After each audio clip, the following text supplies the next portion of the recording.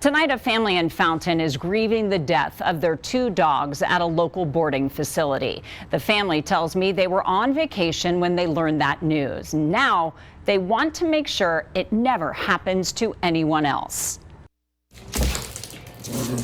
The Gomez family's home videos show their 11-year-old Yorkie Jax playing with his much bigger sister, Waya, a 1.5-year-old Belgian Malinois. Okay, come on.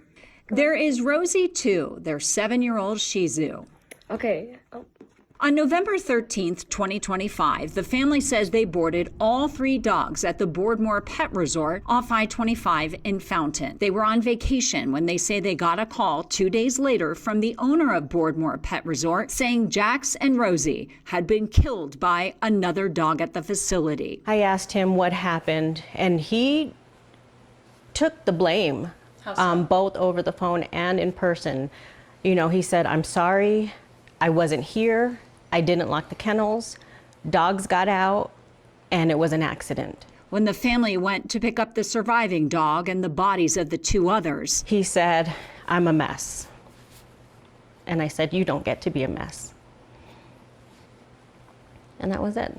I called the facility to learn more about what happened, but when I identified myself on the call, the person who answered hung up. So I sent an email to the address listed on the website. When I did not hear back, I went to the facility directly. Owner Daniel O'Sullivan would not talk with me on camera, but told me the dogs' deaths were an accident. He told me he forgot to add an extra lock on the latch to the kennel where the 3 Gomez dogs were boarded together and they got out. He said the 2 smallest dogs were attacked and killed by a bully breed dog that had been boarded there for months. He said the bully was in a locked kennel, but says she banged her body against the kennel door so hard it twisted the lock and loosened a bolt on it, allowing the kennel door to open. We were the only family that they ever had, and we failed them, taking them to Boardmore because they didn't take care of them.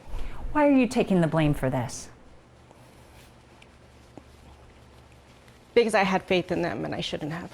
2 days after the dogs were killed, animal law enforcement issued a summons to Boardmore Pet Resort owner Daniel O'Sullivan for unlawful ownership of a dangerous dog, a Class 2 misdemeanor. A spokesperson for Colorado's Pet Animal Care and Facilities Act program, which licenses boarding facilities in the state, also tells me within days of the deaths of the 2 dogs, they received multiple complaints about that facility. The spokesperson says another complaint came in recently too, but she would not share details of that complaint, saying the case was under investigation. She also told me the facility had a failed inspection in June, but could not discuss it.